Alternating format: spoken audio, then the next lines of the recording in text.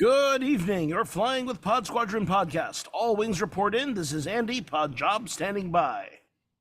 Oh, there's no Tracy tonight, so I guess I go second. Hi, this is Pod May, Lexi, Farrell Beak standing by. And this is Pod Rod. I'm sitting in tonight. I'm actually on camera instead of just a disembodied voice, forced ghost voice. More than just the voice of Rod. Yes. We're blessed tonight. All ships to attack formation. Mission objectives to talk about Star Wars and movies, streaming, animation, books, themed experiences, and your art and inspiration from a galaxy far, far away. Today's flight plan includes Ahsoka episodes 3 and 4. Primarily 4, but we just wanted to touch on 3 a little bit more. And for all of you out there, all comm channels are open. Follow us on Twitter, Facebook, and Instagram. Find us on YouTube. Like and subscribe and hit the bell icon so you know when we have new content. But first, I'll be your squad leader for today. I'm Andy Lowe, aka the Chinese Pirate, director, storyteller, puppeteer, performer, and fight choreographer. On my wing is Lexi. Hi, I'm Lexi, Feral Geek. I have a giant dog. That's it. That's all I got today. And on my other wing is Rodney, joining us in the squadron, away from the well, I guess also on the flight deck, but Hey, Pod Rod, or just here. Usually I'm not on camera, but I'm here to help out. And Tracy is traveling right now on a very auspicious day.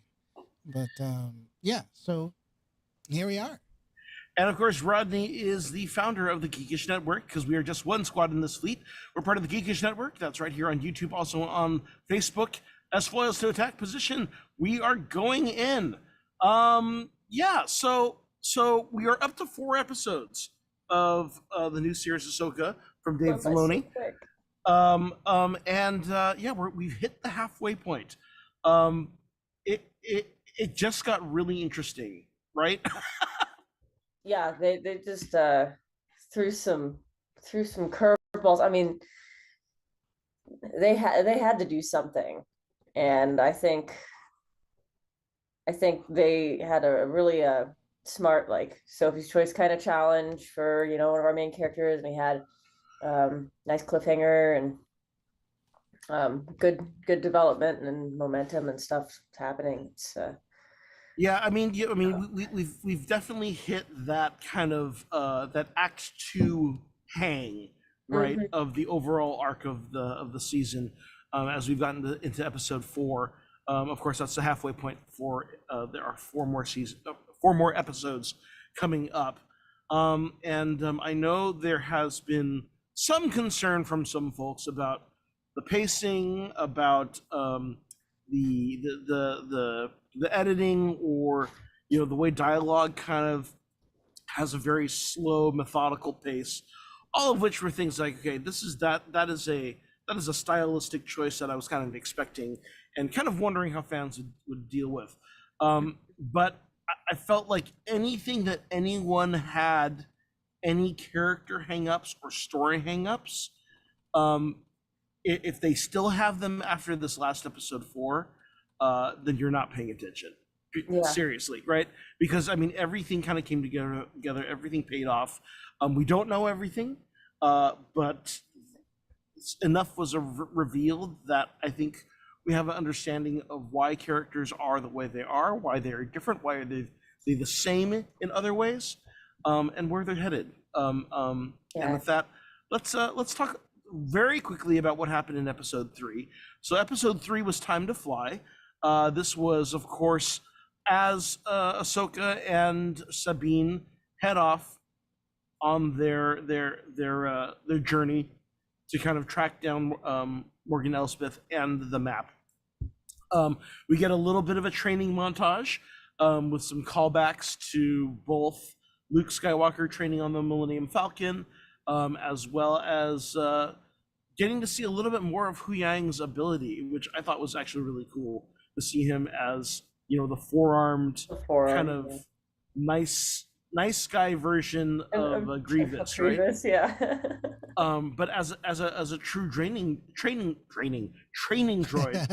I thought that was really cool. I also love the little callback that they make when she decides to spar with her herself and says, "Let's try Zatoichi technique," which of course is a callback to the Zatoichi samurai, which is a blind swordsman, which was a very popular film series in Japan for, I mean, God, there's like 17 films, I think. going Dave- back to the 50s. Dave Filoni really loves that samurai. Yeah. Just say, Right? bless him for keeping that in there. But it's of course it's also, we also get Sabine doing a little Luke Skywalker whine with the blast shield down. How am I supposed to fight? Yeah. Which is fun. Let's see here. Do you want to do a quick recap of what happened on Home One, Lexi? Home one. So we've got Hera Syndulla, General Hera Syndulla. She's meeting with Mon Mothma. So this is, uh, getting all of our characters that we've been introducing slowly, kind of like pulling the threads together in the tapestry here. She's requesting backup for an investigation, and gets warned about this. I'm blanking out. Do you remember what that senator's name was? Are you talking about Hamato Ziono? Yes, there we go. Yeah, the one that Hera asks a really pointed question. She's like, "Did you fight in the war? Or did you just wait for somebody to win and pick a side?" Yeah. Essentially. And that is actually an interesting little callback because Hamato Ziono is also the father of Kaz Ziono, who was the lead protagonist of Star Wars Resistance, Mhm. the fighter pilot animated series a little while back. Interesting. I hadn't made that connection. Yeah. That is really interesting. Let's see here, and then of course Mothma. Mothma is interesting because we get to actually see her being concerned. So she is not the one blowing off this threat, but we can see her in the tenuous position of having to please everyone and do a good democracy, but unfortunately that means giving into a lot of bureaucracy.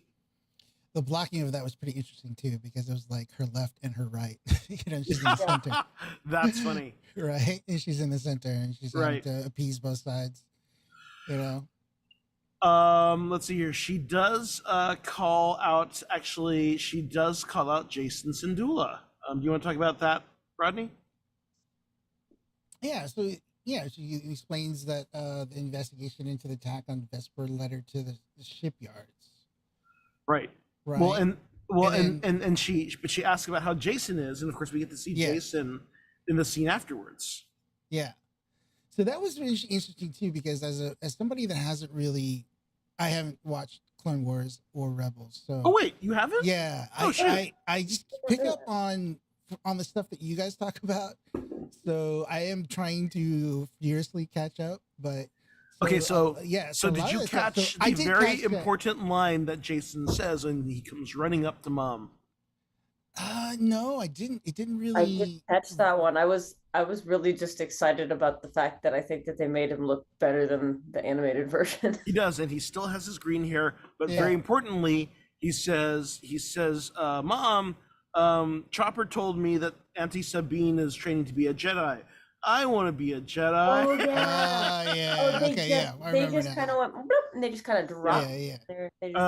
Of course, Jason's father is Kanan Jarrus, also known as Caleb Doom, who was the Jedi Padawan who escaped Order 66 with the help of the Bad Batch, and then wandered off on his own for many years, and of course joined Hera Syndulla in her Phoenix Squadron, the Ghost Cell, right?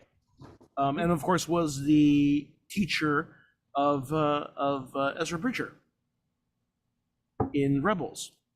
Okay. Hera gives a little wry look there. She's So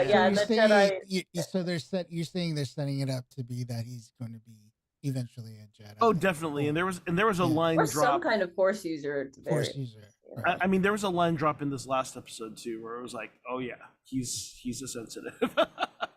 Yeah, they definitely pushed that pretty as obviously as you can get without seeing him actually like move something with the Force. Let's see here. So then we get to Cetos, which is the planet where Morgan Elsbeth and Baylan Skoll are. They're in their little Stonehenge Halo looking thing, yeah. Let's see here. Oh, right. Then there's this little moment where they acknowledge that Sabine does not have force sensitivity as we have seen it.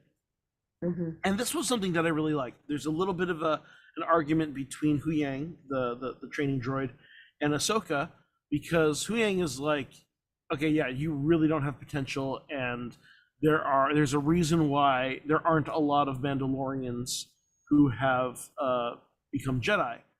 Yeah. And there's a very important line where Ahsoka basically says, "I don't want her to be a Jedi. I want her to be herself." But she also kind of challenges her to basically start slow and start small, and puts a cup out, and we get to see a little bit of back and forth as Sabine tries to pull a cup to her. She never succeeds, but I love that they do have a little reaction shot for the cup, like the cup's gonna say, "Booyah, you suck." But Who hasn't tried doing that at least once in their life? They're like, all right, maybe if I don't know.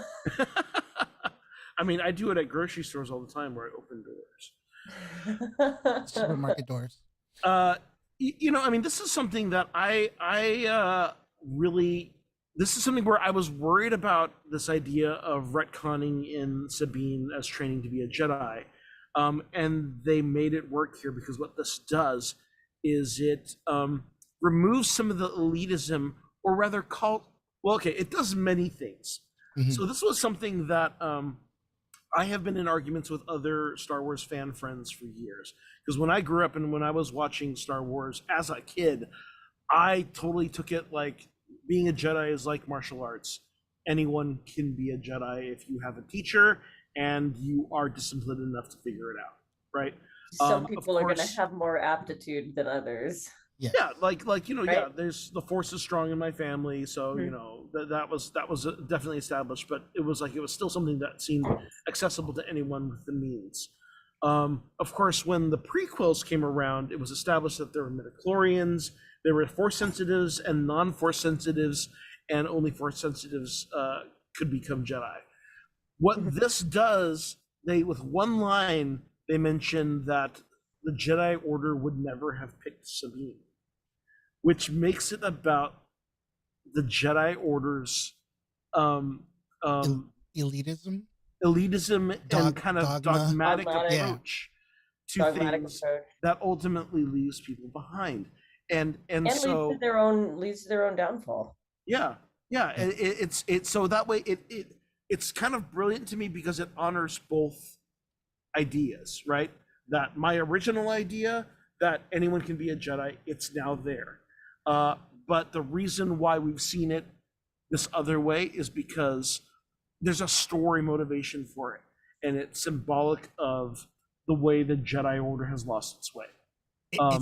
It's interesting you use dogmatic, because there are a lot of people that are very dogmatic about the opposite interpretation of the Jedi, right? Yeah. In the fandom, right? Yeah. That are pretty upset by, and people on this network that are pretty upset about sort of like, okay, Sabine should, Force sensitive, not Force sensitive, all these things, right? But then they've also had dropped in lines saying that there's a long line of non-traditional Jedis, Right. right? Well, and particularly, and going from Dooku to Qui-Gon to Obi-Wan to Anakin. Literally, her, I've seen that meme too. Like literally, I've seen that picture where it's like Dooku. I've seen that post everywhere. But it's interesting because it's like, just like any religion, right? You have different factions and people interpreting religions in certain ways, reading into that. And I find it very fascinating that basically that's what's happening in the fandom. Yeah. Right. Well, and we've had taste of this too, right? I mean, for that matter, I'd say Mace Windu was always kind of portrayed as a bit of an asshole. Right? Yeah. Oh yeah, and the Tales of the Jedi kind of cement that. But yeah, I mean, even like the little sports, Jedis, they can't marry, right? Yeah. They can't have emotional attachments, right? There's just like, it is very much a religion, and it's just really interesting to see it kind of play out in real time. Yeah. And see how people are. Yeah, like you said, if you've probably had arguments like this for years, right? Well, and the thing is, but I same way. I've always thought the same way too with your position. I'm more towards your position where I always watched it thinking, yeah, okay, there's certain forces everywhere. You can Mhm. tap into the force um, depending on your ability, right? Your innate ability. But then, of course, other people have more, Yeah. innate ability, It's kind right? of like singing. Anybody can sing. Not Yeah, everybody can, like get on Broadway. Yeah. yeah, Well, in theory, anyone could get on Broadway if they've got a really good coach and they spend yeah, the time, right? There's some people that can get Yeah, there. but then there are some people who literally are tone deaf I mean, yeah. yeah. and they can It, sing. It's just no one's going to enjoy it, and they're probably not going to either. so yeah. So Sabine's probably somewhere in the middle there, Yeah. right? She's Well, and probably she shows the proclivity of force sensitive because and I was even having a conversation too. Is like in the novels, the heir to the empire, is very heavily suggested that Mara Jade was force sensitive, right? But she wasn't full Jedi, right. but she was force sensitive. So I think this is where he's trying to take it, and he's trying to. And honestly, I think that's where uh, the last Jedi was trying Well, to take it too, right? I mean, this is the thing. Well, I think the last wait, you mean the last Skywalker or? Yeah, episode. Oh, wait, you're talking I'm about talking about the movie. oh, the Okay. movie Yeah, 8. yeah, 8. Yeah.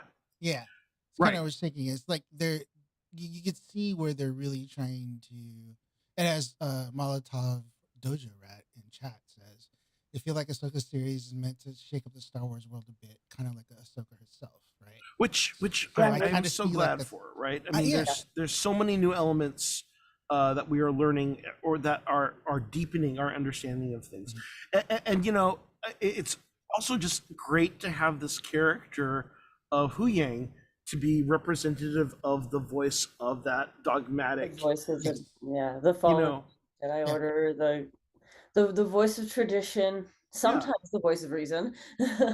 yeah, yeah, And he's it's not interesting that it's he's not coming always from, off. but it's interesting that it's coming from a robot, yeah. Yeah. right? A But I literally mean, robot. That it's like yeah. But of he's course, got he this has like he you has know because he's a robot, he can be whatever 2,000 3,000 years old it's and be a true. literal embodiment of that tradition. That's Mhm. yeah, And and it and it shows institutional knowledge, right? It's and like I think it does demonstrate how the Jedi Order had its successful ideas and you know some that were not, and you get that when his advice isn't always right, but like as we come to in the fourth episode when he says stick together Yeah. and they don't, that's when everything goes to hell in a handbasket. I do think it's also interesting to point out that Hu Yang is a product of his programming, right? They keep kind of Mhm. mentioning that, so Yeah. that it's like he is unable to change. The dogma is unable to change, or the dogmatic approach, right? but it's That's also what you get when you have but dogma. in fairness though, it is like you said, he has 2,000 years of this knowledge. This is what has happened. Right. This is what has happened before. This is what has always been. And so seeing it from a different perspective is going to be difficult for him because he can only talk about what he knows and what has happened before. I also think it's kind of great that we are watching this happen with Sabine, who is a Mandalorian, Yeah. right? And of course, alluded to in a lot of places about how all of the Mandalorian technology is designed to replicate or counter Jedi Jedi. abilities, right? And we saw So that in whether 4, right? yeah, We saw that in episode 4. yeah, I mean, well, and we've seen even some of that Mhm. in the Mandalorian, even too, Yeah. right? But whether it's you have a flamethrower instead of a force push, or you Yeah. have a grappling hook instead of a force pull, you have a jetpack instead of force jump, you have Yeah. And your The, best Beskar the armor yeah. that deflects lightsabers, deflect, yeah. and yeah, I mean it's a so that thing also of this idea of Sabine, who has been living her whole life taught to count on tangible things and Okay. is being asked to take a leap of faith and rely on things that are intangible. I think that's also an interesting theme too, right? And like that is the block that she has to get past, right? Yeah. Okay, moving on. That's really interesting when you put it that way, and then it really ties into um her lineage of of force using, masters before her, where they've been the ones to just go, instead of like going, yeah, the dogma, that thing that we, don't see but we believe in. They're the ones who were shaking things up, questioning things, and now Sabine is being asked to do what the rest of them did. Right. And so it will be interesting to me to see if she's the one that's able to like create a happy medium along with Ahsoka, saying, I just want her to be herself. And if she actually manages to succeed in that, and that becomes her arc, where she has this moment of weakness at the first real challenge that we're about to talk about, like her first, or besides getting stabbed, I guess that was a pretty big deal. I guess it was a pretty big deal. We're gonna come back to some of these other thematic things because it's so easy to fall back into talking about stuff in episode 4 because all of these themes literally come up in 4.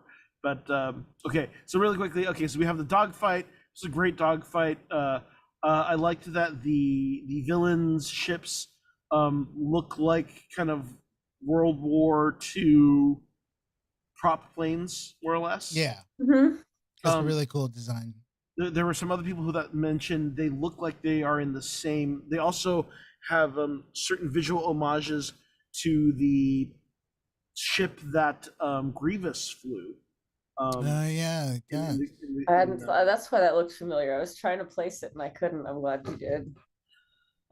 We have some great stuff where Ahsoka has to take some humble sandwich and ask Sabine, what do you need? So that they can collaborate better, so that it's not always on her terms. We get a closer look at the Eye of Sion as Hu Yang scans it and confirms that it is a hyperspace ring, very much like we saw the Jedi starfighters used to have in episode 2. But on a massive scale. But on a massive scale. Yeah, like industrial scale. And let's see here. They get hit when the Eye of Sion's turbo lasers hit them. They're kind of dead floating in space. They lose power, but they're not destroyed. And Ahsoka says, I'm going to go out there. Yeah. Yeah. It's just a great little, we have, Ahsoka versus spaceship. Yeah. Which is cool, right? Of course, yes, you could go and ask, why do they shoot at her and not the ship? But this is Star Wars. Come on. Yeah. Being a force user with a lightsaber, she's a magnet for trouble. Right. Indeed. That's tradition. And of course, she takes out the other minion ship. But I gotta say, really funny line where she's just floating in space after blowing up a ship. Yeah. And she's like, "You fixed the ship yet?" Yeah. Like, come pick me up. That felt so Star Wars to me. That was like the whole right kid, don't get cocky, that kind of quippy. Yeah. And I love that they had her do that, because I think we got to see something really similar in Clone Wars. So it was kind of like, all right, let's bring it to live action. Oh wait, was it Rebels or Clone Wars where she gets on the outside of the ship? I don't know if it was her, but I think you're right. Someone did do this gag before. I mean, we did see Rey do this when she does take out Kylo Ren's TIE fighter, right? I can't remember which movie that was. Except that wasn't out in space. That was on the ground. That was on the sand. Yeah. No, I'm gonna try to figure out who that while we're doing this. Force flip. Okay, so let's see and then here. they basically get disabled and they have to land on the planet. Oh wait, okay. almost forgot about the Purgle chase. Oh The yeah. Purgles. Cannot Oh, that forget made me the so happy. Purgle chase. Yeah. The Purgles, my favorite space whales. So that was the thing. I mean, I think so. So they teased the Purgles, like And there were briefly Mandalorian. in the previous episode, you have one thing where you can kind of hear them, Yeah. and then Balin looks up, sees some movements in the clouds. If you aren't paying attention, you miss it, but it was there. And of course, in this one, we actually get to see the full-on Purgles Yeah. and confirm that the clouds are probably the same gas clouds that they eat, that they need to power up before heading out for a long distance journey, which was kind of cool. And then that was the whole thing they explained in Rebels when the I first loved episode the appeared. Purgles. I just love the shit out of those things. They're so cool. It was also just I love the idea of them having to like do the space chase through the tentacles. Yeah. And That Yeah. was really well done. it was a spectacular whales. sequence. It is very well done. So cool. It makes me wonder if during like if that particular weaving through the Purgle pod is gonna eventually maybe, I don't know, maybe they do something like Star Tours where they're like, oh no, we've got a pod of Purgle, and like you have to like fly the thing to, you know. I mean, they did do some announcements. They did have the Destination D23 this last weekend, where they did say that some Ahsoka inspired missions will be coming to Star Tours in Yeah. 2024. And Oh, yeah, I'd be willing like to- I was like, there's got to be a Purgle. I'd be Yeah, willing to bet there's they put gotta the be a Purgles in there. Like, let's Yeah. not crash into the space whales. This is a really good call. Yeah. Yeah. I think. I mean, obviously too. They're gonna play a huge part, right? Like, there's no. Yeah. There's just no doubt now. I'm kind of that they're hoping- gonna play And a they've huge- and they've huge, also huge part. established, they've also like for, I mean, this has been in the lore for a while, but now for the people who only watch movies and television, it's like this has been part of the history that the Purgles were the first beings in the Star Wars universe that figured out how to use hyperspace, right? So that humans and aliens learned hyperspace by reverse engineering what they saw Purgles doing, right? And a lot of the originally mapped hyperspace lanes were them following Purgles around. So, I'm still having trouble finding which episode it is, but there's an IGN article that says that there is a scene with Anakin and Ahsoka on the outside of a ship. So I guess it Cool, does. okay. Yeah, I mean, there's so many Clone Wars episodes. see, I thought it was Plo Koon, but I guess Plo Koon so. Yeah. also did that in Clone Wars. He did? You- Okay. You're not remembering incorrectly. It was the episode where I think he's trying to save his troopers. Yeah. He's trying to save his unit, and he's like, because I'm the species, like I can go out there, and you guys stay here. No, I remember that. It's the one where Ahsoka refuses to give up the search for him, and they think he's dead. And she's like, Master Plo is the one who found me. Like, I've always been really connected to him. So, yeah. But yeah, this is a callback to both of those scenes. Very, very Clone Wars visual. I thought it was really cool. I enjoyed it a lot. I really enjoyed it a lot. How linearly are we moving through episode 4? Well, okay, we have a couple options because we do have a synopsis that we have in the notes. I also have my notes that I took down when I rewatched, which I can use as a guide to kind of jump around. Yeah, let's do that. Let's do that. Okay. Yeah, let's do that. I just rewatched it too just earlier today. I've actually watched it 3 times. So today's the third. I wish I had time to watch it. I know. Guys, I've been up in up in the mountains, like sleeping in a tent. We can go by your notes, Okay. Andy. You just So drive us. So this is the warning, of course. This is where we get into spoiler territory. If you've not watched episode 4 yet, what the hell are you doing? The next episode's tomorrow. Get on that. And of course, I'm really looking forward to this because when they were still doing press before the strikes, and of course, yay, actors and creatives who are responsible for all of this. None of this would be here if not for the creatives. Freaking pay them, give them a deal. Yeah. So everyone was kind of talking Filoni, the cast were saying the episode they were all looking forward to was episode 5. And They're- you can they're kind of ac- feel everything that happened in episode 4 is a major setup.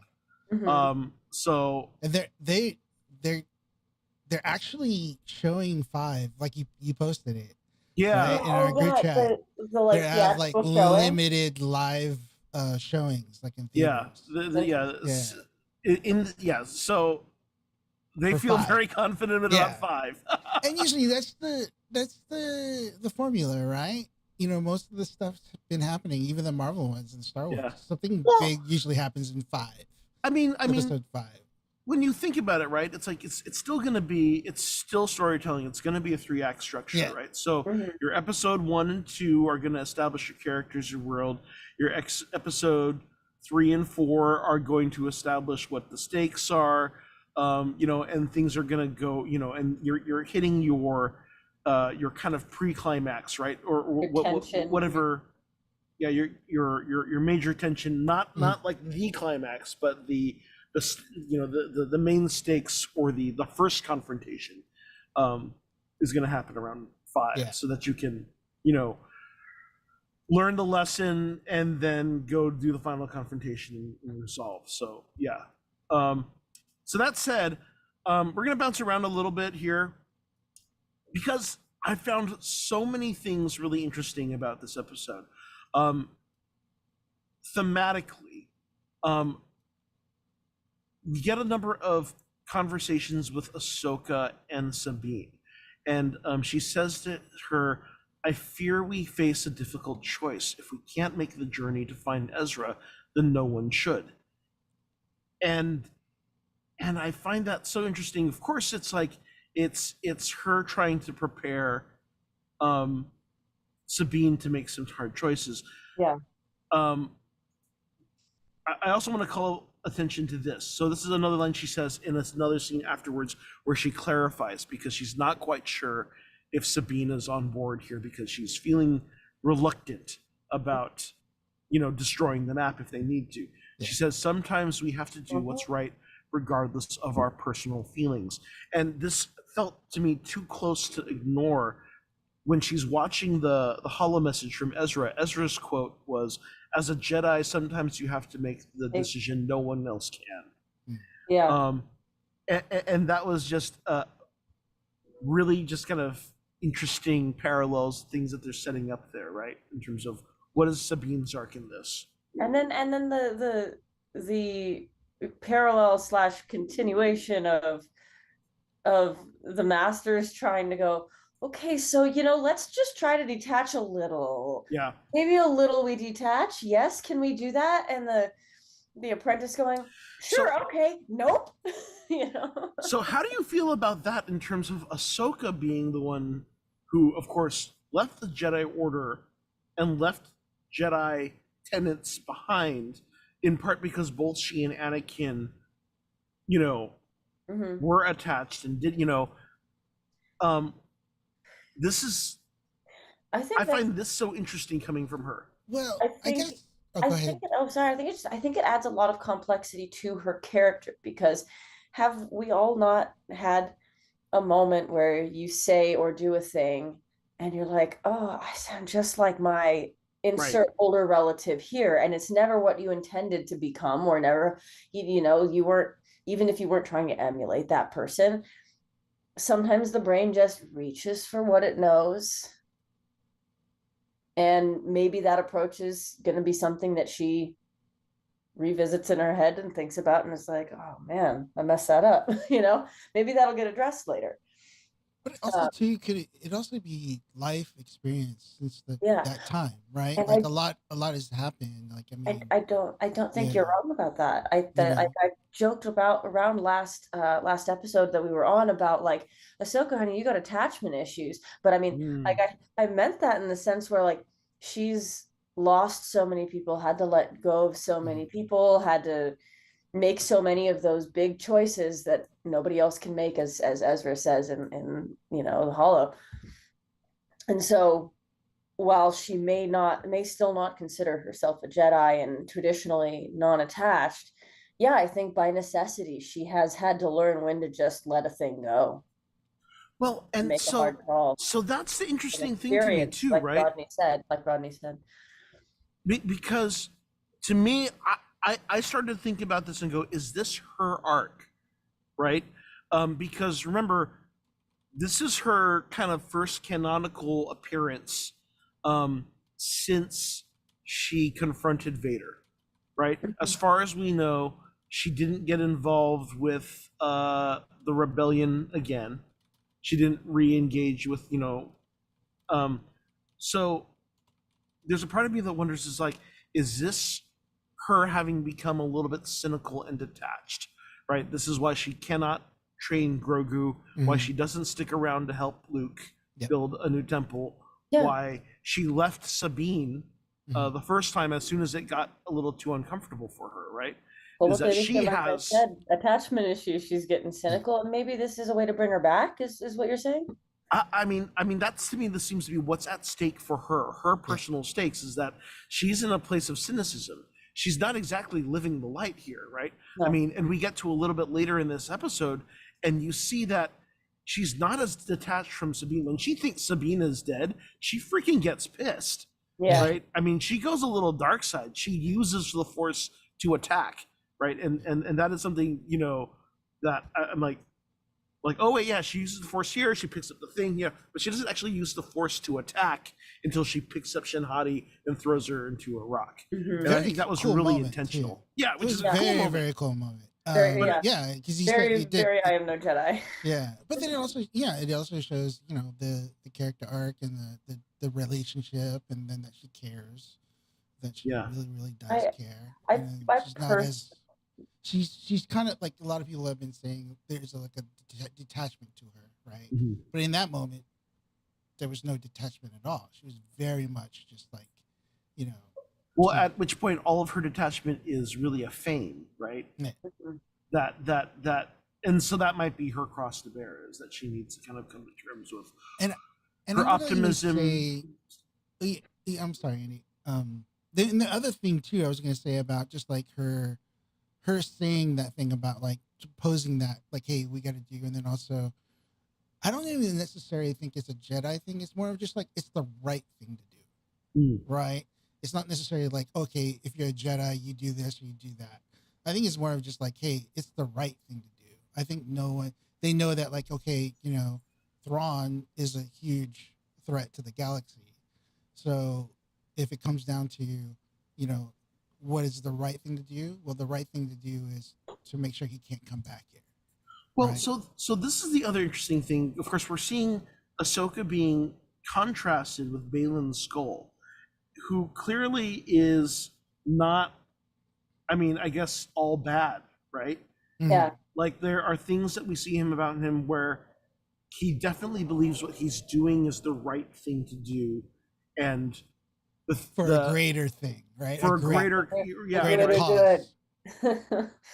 Yeah, that's right. He does say greater good to Sabine later, right? Which I couldn't help it when that happened. I just thought a hot fuzz and was like the greater good. So well, and so that's the question, right? If we know Ahsoka bends the rules and is willing to torture Morgan Elsbeth and use the dark side here and there, right? And that level of compromise that she is able to justify. It's contrasted with Baylan, then what separates her from Baylan, right? They are, of course, at odds, but they both believe they are working for a greater good. What do they have in common? More so, because it's very interesting. This is, I think, one of the first times that we've seen when we've had a master apprentice pair, where we've seen that both of them, that they're all ambiguous. Right. But not only that, usually it's straight up dark side on light side, and this time it's not that. They're all ambiguous. Right? They're all ambiguous, and I mean, like it's a white lightsaber versus my non-binary self getting a kick out of that shit. Yeah. So I love that. I'm like, oh, it's not one or the other. Well, which brings us, of course, to the title of this episode, which is Fallen Jedi, which applies to Baylan, who's clearly a fallen Jedi, which refers to Ahsoka, who's a fallen Jedi, who also Go also ahead. literally falls. Who literally She- falls off she a cliff. literally falls. But then also, Um, it refers to who she Anakin. sees. Yeah. Anakin. Yeah. Right. There's a lot, so there's a lot to contend with here, right? A lot to think about. Let me ask you this, because Balin is, to me, becoming like really, really fascinating. I mean, his look, his demeanor, the things he's saying, the his motives, or potential motives, just really, really complex to me. Um, and so I guess the thing I was wondering is, when you say, like, okay, for the greater good, and you feel like everybody's, but then, like, all evil people think they're doing something for the greater good, right? Right. Well, and I mean, of course, Hitler thought but he was it's doing something for the greater good, right? It's like, yeah. But who's the one that the good is for? yeah. So there's that, and then the other thing was, like, okay, he seems to know everything about everybody else, but nobody knows anything Knows about him. Right? Yeah, it seems. I'm guessing that that's his force power, right? He can read that he's reading minds, and Okay. which is definitely a much more dark side thing, right? It's the to a certain degree, this is a less invasive way of doing things than Kylo Ren would do. Kylo Ren would, like, literally just dig into your mind, but Yeah. he just seems to kind of intuit things and turn your thoughts and feelings against you, right? Yeah, it's really fascinating to me. And then like, and you're right. I think you're right, Lexi, about just the whole ambiguity of it all, right? You have a white lightsaber fighting an orange lightsabers, right? And Right. Which is not a everybody- combination I don't think It's we've just ever seen before, especially in never our seen, lives. right? And then but then also they're fighting with Inquisitors, right? But then Mhm. so it seems like, it does seem like he has his own agenda as well, but it aligns right now with Morgan Elsbeth, I kind of But- I kind of have this hope that they're gonna do some kind of generational trauma breaking thing with both of them. Yeah. And where we see, Ahsoka becoming cynical and kind of hardening herself a little bit and more jaded. She could, really flip one of both ways. She could go very Anakin, or she could, she could do her own thing.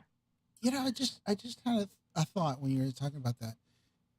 What if his greater good is, because we've been talking about this the last few episodes too, is that they're really delving into the old Jedi lore, not just like the recent Jedi lore, the Clone Wars, but like ancient Jedi lore.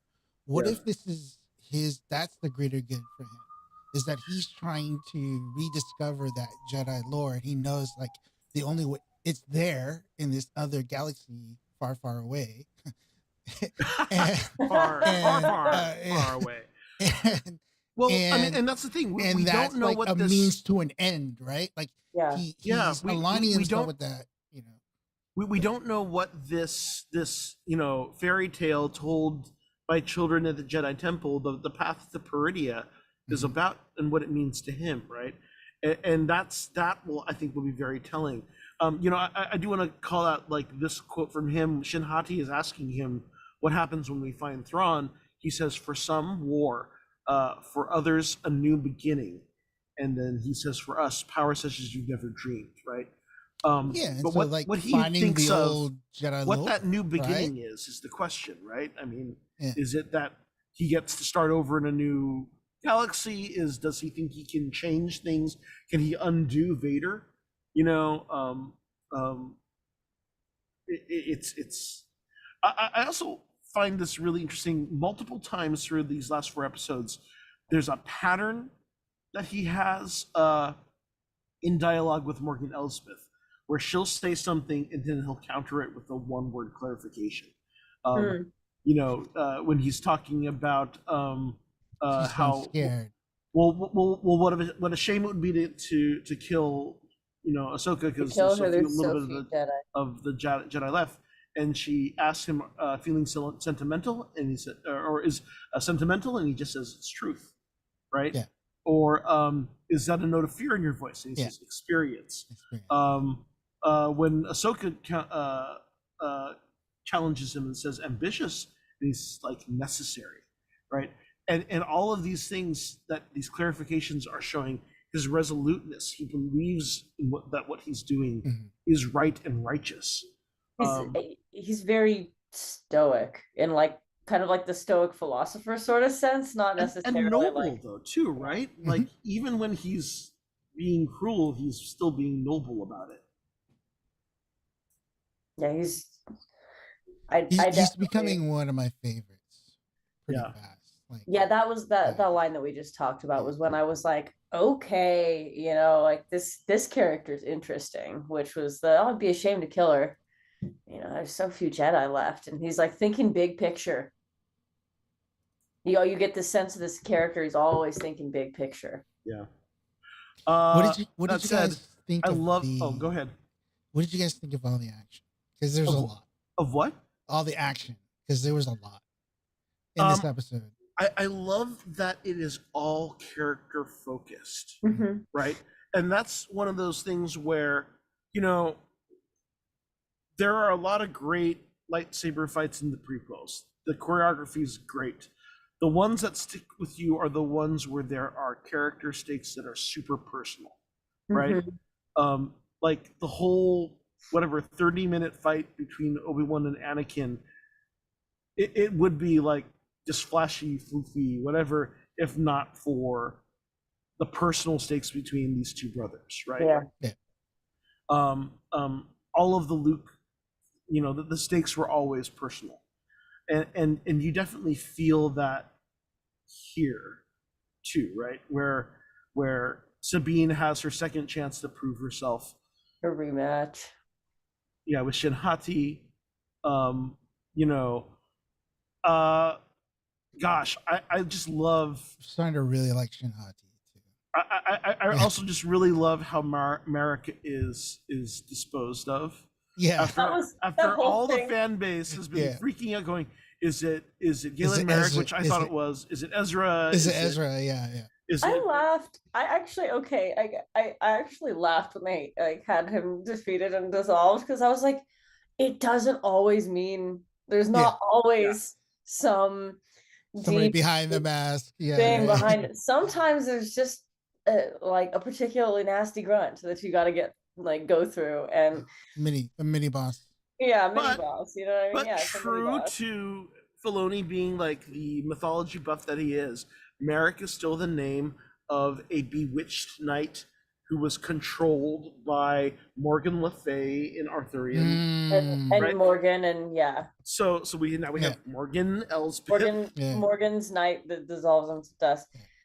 So that might be green dust, and he does dust. It's a very typical samurai, you know, showdown with one cut and then one cut.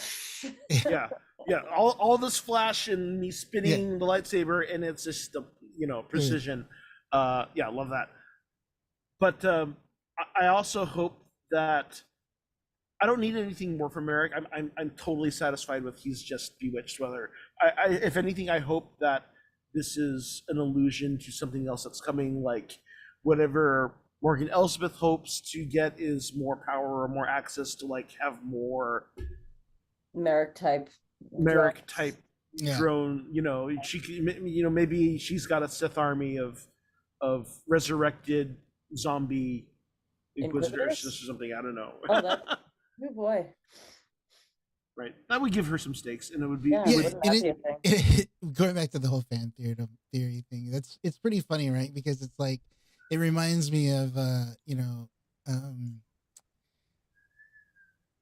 WandaVision, right? Where everybody was like, "Oh, it's Mephisto. It's Reed Richards. It's gonna be the guy in the tent that they're gonna go see," and then it's Mephisto. It's Mephisto. It's just like no, it's none of that. It's you're convoluting things way more than it needs to be convoluted.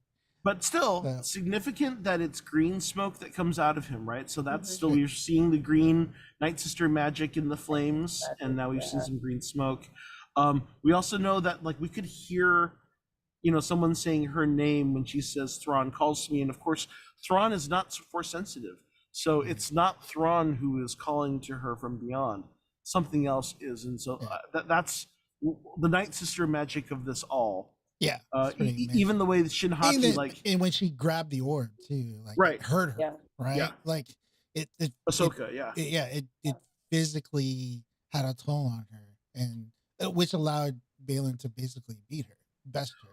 Well, you know?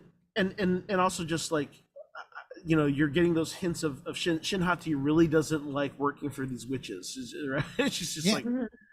every time she gives her an order, she looks over at Balin and goes, "Really? Do I really He's have like, to "Just do do that? it." I really, Dad, do I have to? Can I not? Okay, fine. Actually, since we're talking about Shin, let's talk about Shin Hati versus Sabine a little bit. The part how'd you two of guys- Boogaloo. Yeah. I thought it was interesting that she starts off as a man. She starts the fight off in a Mandalorian way. Yeah. Mhm. Right? You- I really Just using really- blasters, right? Yeah. I really like that. And you can see that she's way more proficient and way more in her element, using she's her catering range, to her right? strength. Her strength, Yeah. right? Yeah. She's using her strength versus what she doesn't. She's still learning and still Yeah. trying to learn, right? So strength versus strength, and I thought it was really well done, and I'm glad that they went that route. But then also she learned her lesson. She's like, I gotta wear armor. I ain't gonna Yeah. get stabbed. I'm not gonna get hit again by Yeah. saber, right? Which starts to like kind of push the needle ever so slightly in that direction of Ahsoka saying, I want her to learn to be her own type of Jedi. type of Jedi, and that is going to which eventually in some way Grogu's going to do as Grogu. well. So I'm really Mhm. liking this whole like new gen of apprentices, younglings, all that, whatever, who are still getting coached with these proven techniques, but they have mentors who are allowing them to step out of the traditional box, mentors that are allowing them to like make their own choices and not follow tradition. Well, and we also see how well they complement each other too, right? With Ahsoka being the close quarters fighter and Sabine having range, we get to see Ahsoka grab a guy and then just throw him through the Force over to Sabine, where Sabine shoots him, and right, it's like like to Hu Yang's point is that they're better together, they're better as a team. Mm-hmm. Which, again, one of the times he is right.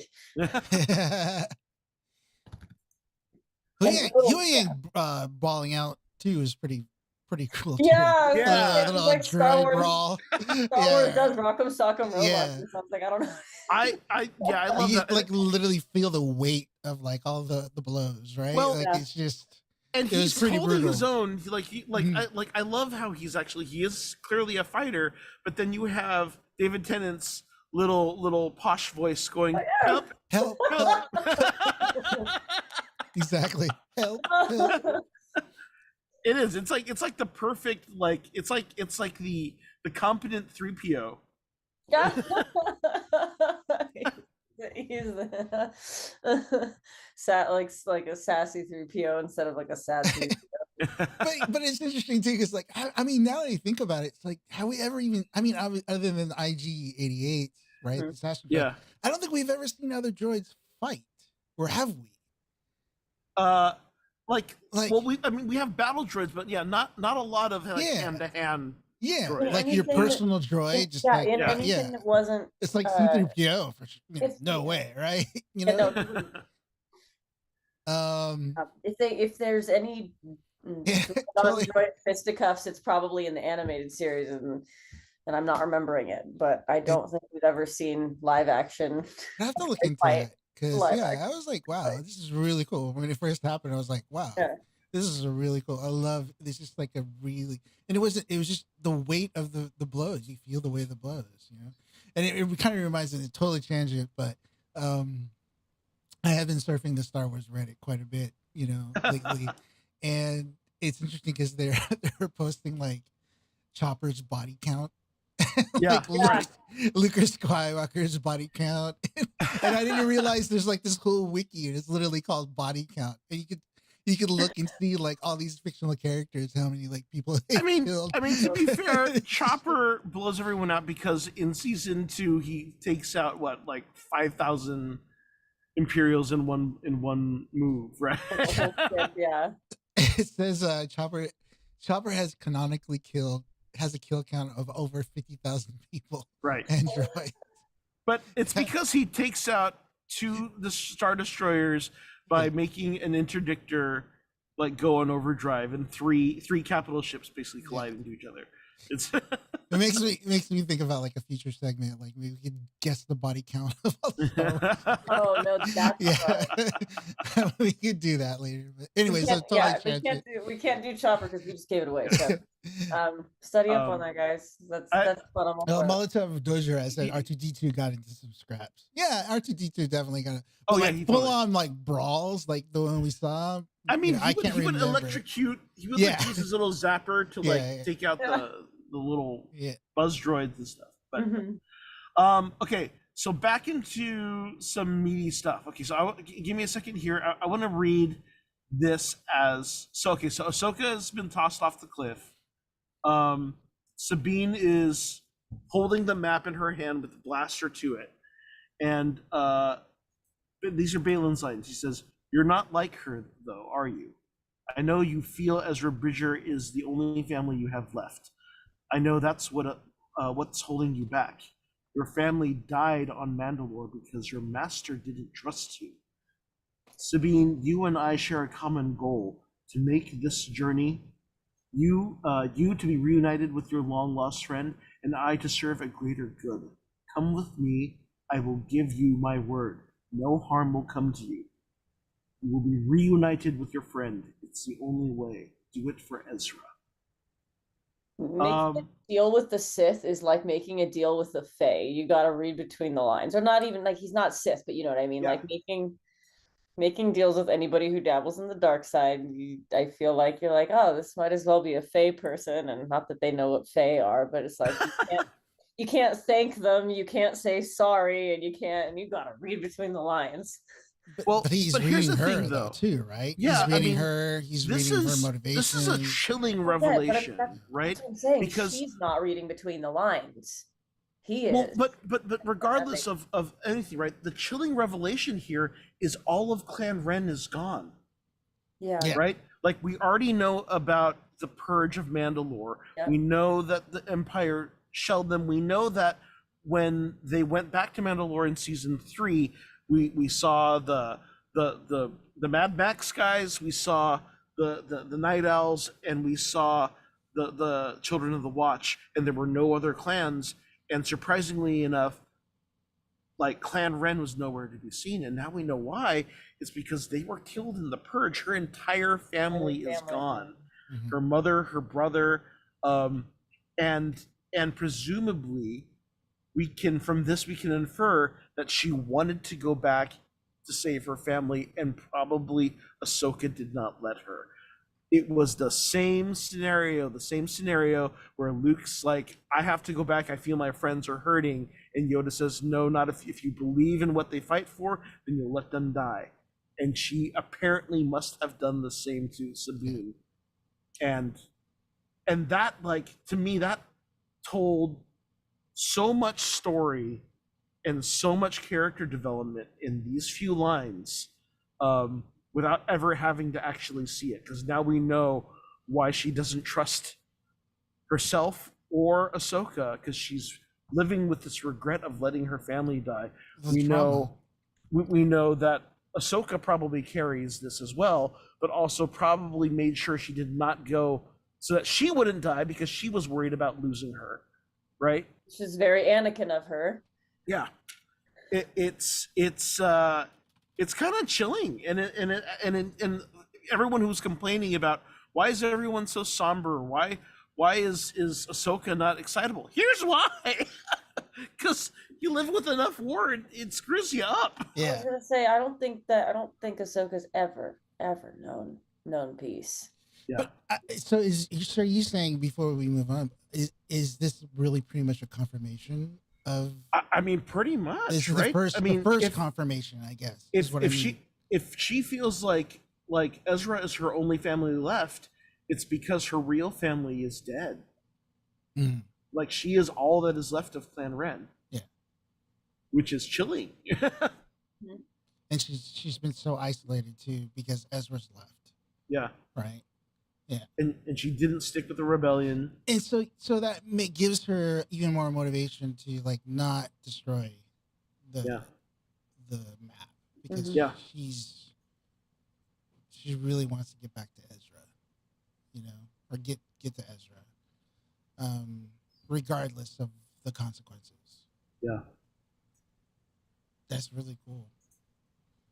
Yeah, it was crazy. I mean, it's a way to leverage everything that's happened in the Mandalorian, everything that we've learned about Mandalorians and Mandalorians in the speech, and make it personal, right? So the one thing, because I haven't seen Rebels and all that stuff, so the next part that happens is, I know it was a big deal for a lot of people that have seen it, but for me it was like, okay, I was lost Yeah. because And I think it's okay, because I think Yeah. they're gonna get into it next episode. For all you know, she's in the Jedi afterlife, and that is a Yeah. totally fine answer too, Mhm. right? For those of us who have seen Rebels, we recognize the world the between world worlds. between right? worlds. So explain that to those like myself that aren't familiar with it. Like I tried to read up on it, but it was still very Lexi, do you want to try and take a crack at that? Isn't it the liminal space that kind of ties all of the threads of fabric and space time together? And Yeah, that's I mean, that's pretty much it, right? I mean, like ever since Obi-Wan first tried to explain the Force, he said that, the Force is an energy field that, surrounds us, it binds the galaxy together, right? And so the world between worlds, in theory, is a physical representation of that all points in time and space are connected. Um, you know, if you think kind of like, what was the Amy Adams science fiction movie with the octopus? Arrival, right? Same One of kind my of deal, favorite movies, right?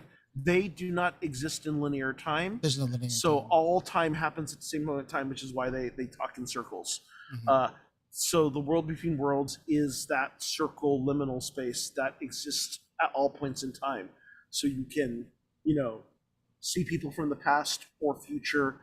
You can basically be in all places at once. Okay. Right.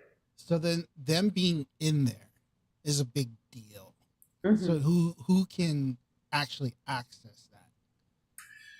Well, we don't know, Okay. honestly. So the only time we have seen someone Find out access tomorrow. this was Ezra. Yeah. Ezra managed to. Well, okay. So they did something in season 2 of Rebels where they find an ancient Jedi temple on Lothal, and basically Ezra goes into one chamber and has this conversation with Yoda, and presumably they are in the world between worlds, but his perception in the world between worlds allows them to commune together. It also allows Kanan to come face to face with the the uh, the lead temple guard, the temple guard, yeah, the really pale guy. who was basically the Grand Inquisitor before he fell to the dark side. Okay. And that was how Kanan was knighted as a Jedi Knight, because ultimately his confrontation with the Temple Guard was his trial, right?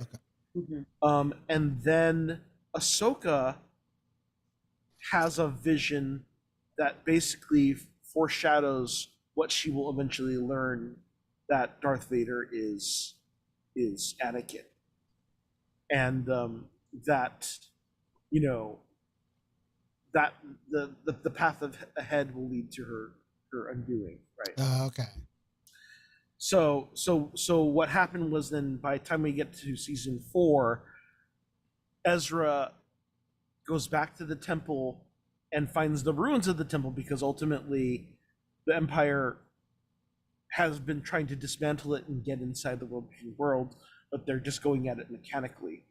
And ultimately, we get a tease of the Force gods, of the Mortis gods, and find out, of course, that there are animals that can access the world, region worlds, and hyperspace. Right? We find out that Like the Purgles. The the Purgles. Purgles, also Okay. the Loth Wolves, Okay. and presumably, this is my speculation here, but Morai, the The convoy, little owl looking. the owl, who we haven't seen in Ahsoka yet, but in all the previous like appearances of Ahsoka, this owl just kind of shows up somewhere, right? Okay. Presumably that So there much are lore. Force, yeah, So there are cool. Force.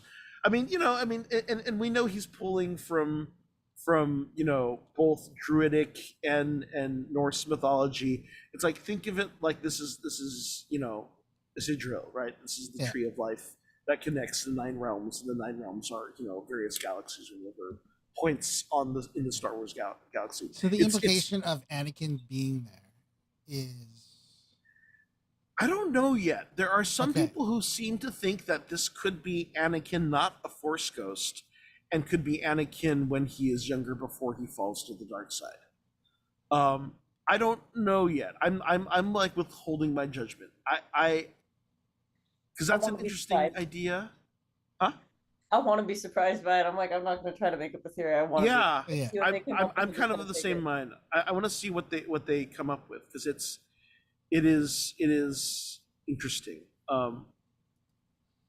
Because I could see a thing where it's like it's really Anakin fell through a portal, and meeting with his Padawan and getting to see his Padawan grow old, because he won't get to in but real because life. it is space and time, it could just be that. Yeah. Yeah. She's But that's talking how to Anakin happens to manifest. Yeah. 'Cause maybe there's- maybe he manifests at the age that Ahsoka has the strongest connection with him. True. Well, there's also the foreboding evil the Imperial music. Yeah. Vader. They do the Vader, the Imperial Mhm. March theme at the end notes Mhm. of the episode, which is like, okay, are they alluding to that all that we see is not quite what we believe, or is there more than meets the eye to this, right? Is he perhaps like the son pretending to be Anakin and luring her in, or something, right? Mhm. So I don't know. That'll be interesting. We'll find out more tomorrow. Yeah. Yep. Less than 24 hours. Yeah. Anything else we want to cover on this episode?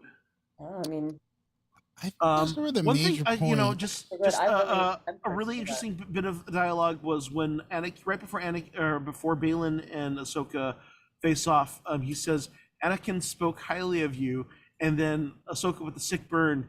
Interesting. He never mentioned you. Yeah. Yeah. Yeah. I love Yeah. that. Yeah. That was and she that was like old dismissively- Ahsoka coming back yeah. snarky, and I liked it. Just Yeah. dismissively throws her cloak away. Yeah. Yeah. I But, like that too. But that whole kind of psychological warfare before they cross swords, right? I also love just how reluctant he is. He's like, "This is inevitable." Yeah, as I he's guess. about- Yeah. but also I also love just like there's some things they do in terms of a repeat of lightsaber stances. We see the different forms as they kind of size each other up. Interestingly, Ahsoka never goes to dual bladed. She goes single blade, single Yeah. blade. It was interesting, right? Yeah. I did see some discourse about how like it was single blade just because she realized like she needed just the one to. He was so forceful, right? The weight of his blows were like she needed. Which just I the love how one. they choreograph that, right? And that she he literally, really has you one know- swing. He keeps doing that baseball swing over and over again, and you feel it just like the impact of every one of those. She literally uses, her other hand uses the force Yeah. to block it and to push I back. I used to do fencing, and I remember when I little tiny, 100 pound me, 5'2", 100 pound me would come up against these big guys, and they're just smashing. Yeah. And I'm like, "Ugh. All right, my form's good, but it's taken a lot of energy out of me to parry these." Were you doing saber actually, or? I did saber and epee.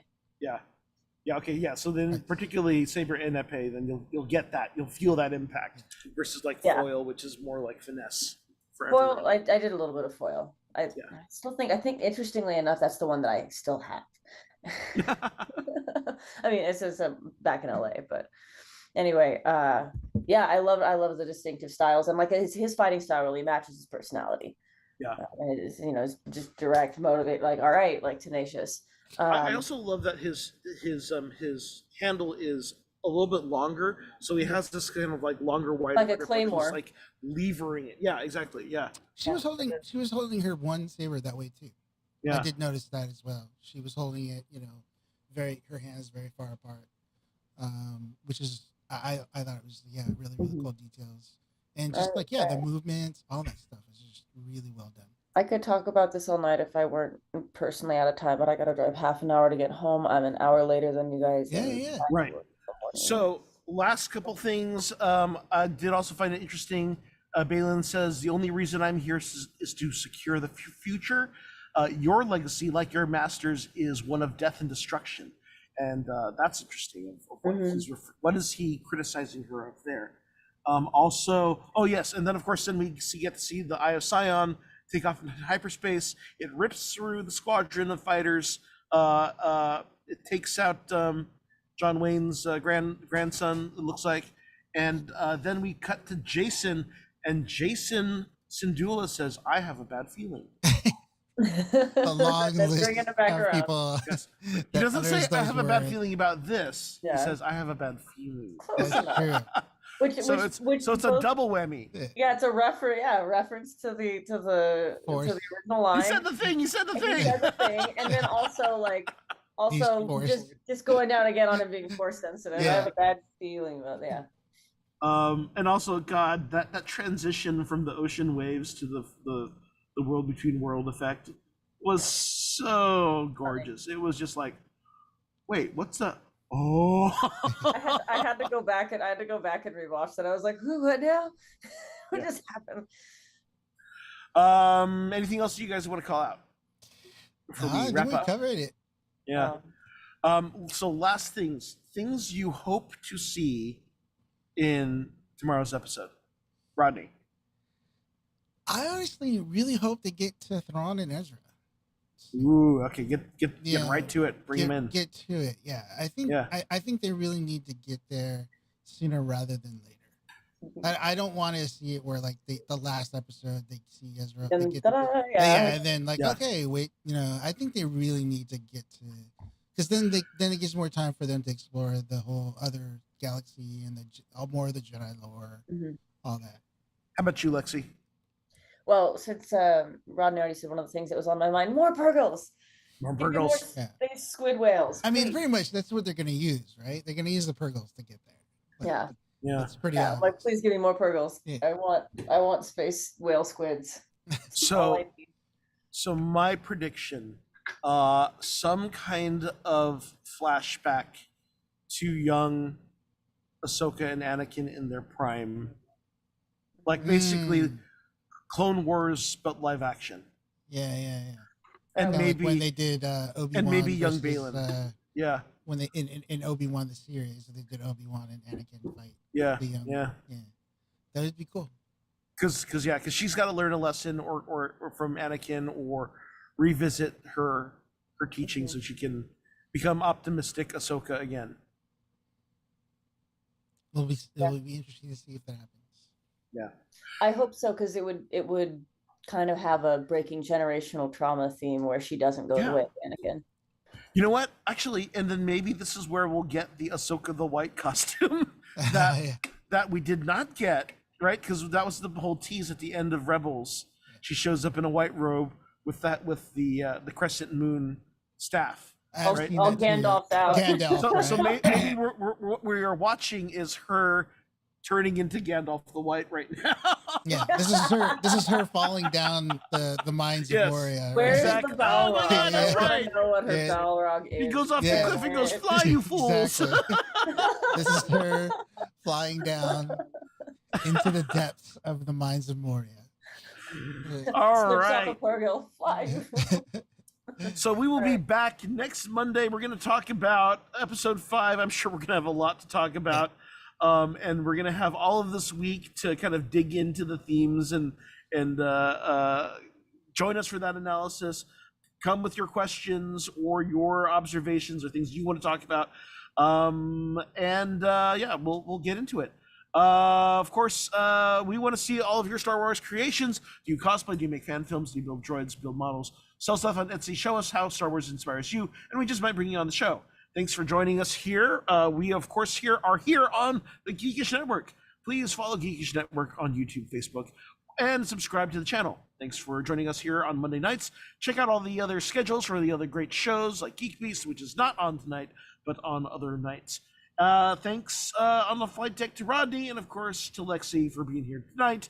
We are the Pod Squadron. Please check out all of our other content on podsquadron.com. Like and subscribe. Follow us on Twitter, Facebook, Instagram, and YouTube. For podcast subscriptions, you can subscribe on Apple Podcasts, Spotify, Stitcher, or your favorite podcast app.